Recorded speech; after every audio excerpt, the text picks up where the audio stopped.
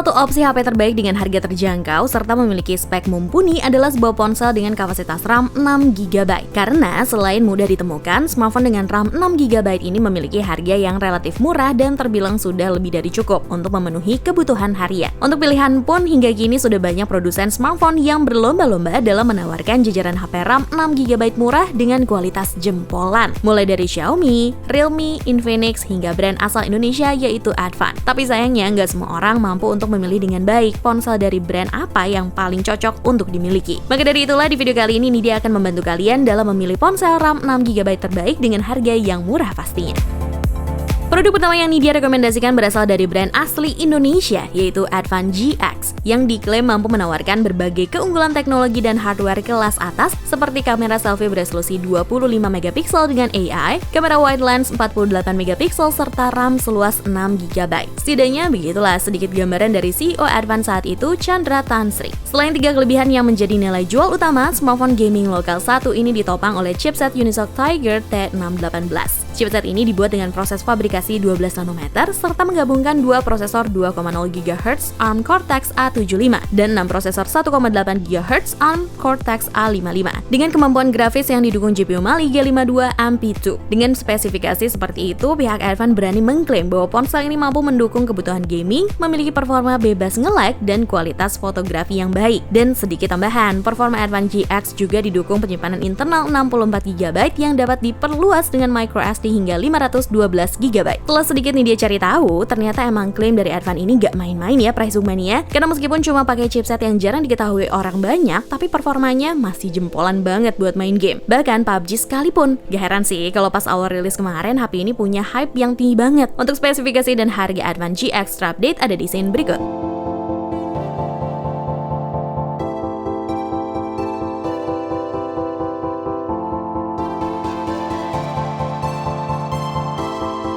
Lanjut ke produk selanjutnya, kali ini ada Tecnopova 2 yang mengandalkan kapasitas baterai badak 7000 mAh sebagai salah satu daya jual utamanya. Selain kapasitas baterai ekstra besar, Tecnopova 2 juga masih tidak mengesampingkan masalah performa, terutama di sektor gaming. Di mana smartphone ini sudah dibekali chipset gaming MediaTek Helio G85 yang dijadikan satu dengan kapasitas RAM sebesar 6GB dengan memori internal 128GB. Buat kalian yang masih meragukan performa HP ini karena terbilang menggunakan chipset lumayan lawas, maka kalian benar-benar harus mencoba performa Tecnopova 2 secara langsung. Karena entah kenapa, Nidya ngerasa performa HP ini jauh melebihi ekspektasi dan spesifikasi di atas kertasnya. Hal tersebut terbukti dengan langkanya produk ini di e-commerce online. Bahkan kalaupun ada nih, harga bisa jauh di atas harga resmi pada saat perilisannya. Selain performa dan kapasitas baterai yang prima, kelebihan lain yang dibawa oleh smartphone gaming dengan layar seluas 6,9 inci ini adalah dari segi desain yang menarik, khususnya untuk kaum yang hobi gaming, serta layarnya yang responsif karena sudah memiliki tingkat kecerahan layar 480 Hz dan punya touch sampling rate hingga 180Hz. Tapi satu hal yang bisa menjadi deal breaker adalah ukuran dari ponsel ini yang terbilang sangat bongsor dan tebal, sehingga akan terasa kurang nyaman buat para pengguna wanita yang memiliki ukuran tangan lebih kecil dibanding kaum pria. Untuk spesifikasi dan harga Tecnopova 2 terupdate ada di scene berikut.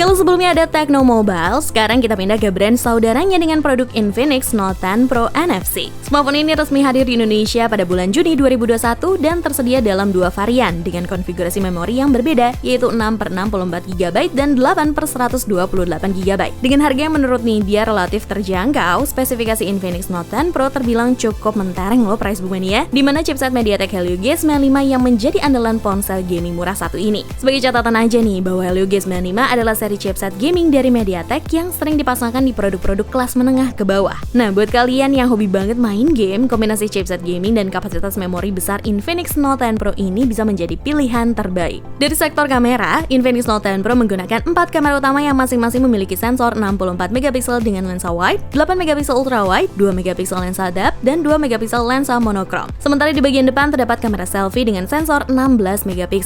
Bahkan kelebihan HP ini belum cukup sampai di situ, karena Infinix Infinix Note 10 Pro NFC ini juga didukung baterai besar dengan kapasitas jumbo 5000 mAh, lengkap dengan fitur fast charging 33 watt. Kira-kira ponsel murah dengan fitur yang dirasa paling lengkap ini masih ada kekurangannya nggak sih? Kalau menurut kalian masih ada, coba share di kolom komentar ya. Untuk spesifikasi dan harga Infinix Note 10 Pro NFC terupdate ada di scene berikut.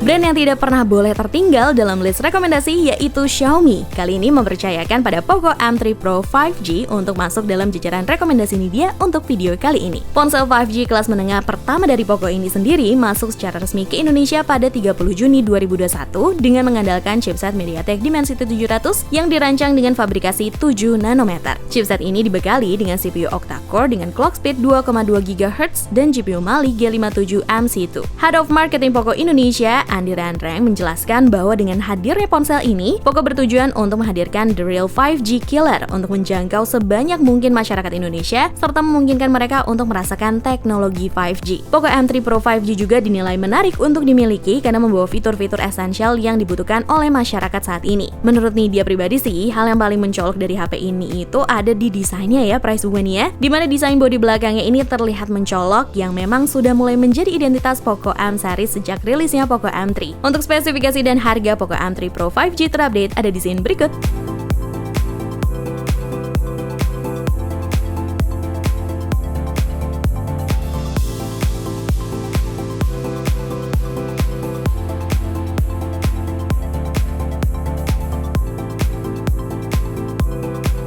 Bergeser sedikit, kali ini ada Realme C17 yang menjadikan internal storage mencapai 256GB sebagai nilai jual utama. Selain itu, smartphone ini juga mengusung tagline layar super, di mana meskipun layar seluas 6,5 inci di HP ini masih beresolusi HD+, tapi kelebihannya adalah kita udah dikasih refresh rate tinggi di 90Hz Ultra Smooth Display. Bayangin deh, walaupun handphone ini umurnya hampir 1 tahun, cuma dengan harga 2 juta lebih dikit aja, kita udah bisa dapat memori super gede 256GB dan layar 90Hz yang dulu cuma bisa kita rasain di HP-HP flagship. Cuma Nida ngerasa dua kelebihannya tadi akan tidak terlalu dipandang sebagai kelebihan untuk beberapa kalangan. Realme dengan terpaksa harus menggunakan chipset entry level Snapdragon 460 di HP ini, guna tetap bisa bersaing terkait masalah harga. Emang sih chipset Snapdragon 460 nggak jelek-jelek banget, karena terbukti masih bisa menghasilkan skor Antutu benchmark di angka 140 ribuan. Tapi buat kalian yang hobi gaming, terutama PUBG, kayaknya Nidia perlu kasih warning dulu ya, kalau performanya bakal tidak seenak HP lain yang udah Nidia mention sebelumnya. Soalnya menurut Nidia, Realme C17 ini bukan menargetkan calon user yang suka bermain game, melainkan target usernya adalah pada casual user yang membutuhkan storage gede untuk menampung file-file kerjaan sampai file-file pribadi, serta yang lebih memilih aspek kenyamanan multimedia terutama untuk sektor layarnya. Kalau kalian ngerasa sebagai target user HP ini, monggo disikat langsung. Untuk spesifikasi dan harga Realme C17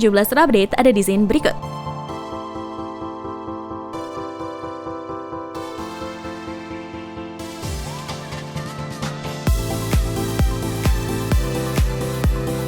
Balik lagi ke brand kesayangan kita semua, kali ini ada Xiaomi Redmi 10. Secara desain, ponsel ini sebenarnya memiliki desain yang tidak terlalu mewah. Selain itu, material yang digunakan juga masih terbuat dari plastik dengan corak yang samar. Corak tersebutlah yang membuat Xiaomi Redmi 10 terlihat lebih dewasa. Pindah ke bagian layarnya, Xiaomi Redmi 10 memiliki dimensi sebesar 6,5 inci dan dibalut dengan layar IPS LCD beresolusi Full HD 1080x2400 pixels. Namun cukup adil ya, mengingat ponsel ini menyasar pasar smartphone kelas entry level. Pada sektor dapur baju, Xiaomi Redmi 10 mengusung chipset MediaTek Helio G88 yang memang identik dengan prosesor khusus gaming kelas menengah. Karena secara detail, MediaTek G88 ini terdiri dari 8 core dengan pembagian 2 core sebesar 2 GHz dan 6 core yang masing-masing berjalan di 1,8 GHz. Sedangkan untuk kartu grafisnya tertanam GPU Mali G52 MC2 dengan kapasitas 1 GHz. Oleh karena itulah, Nidia ngerasa kalau Xiaomi Redmi 10 masih cocok untuk digunakan buat kalian yang memang hobi mabar. Tapi Nidia saranin untuk settingannya cukup pada level terendah ya, untuk menghindari lag dan boros baterai. Untuk spesifikasi dan harga Redmi 10 terupdate ada di scene berikut.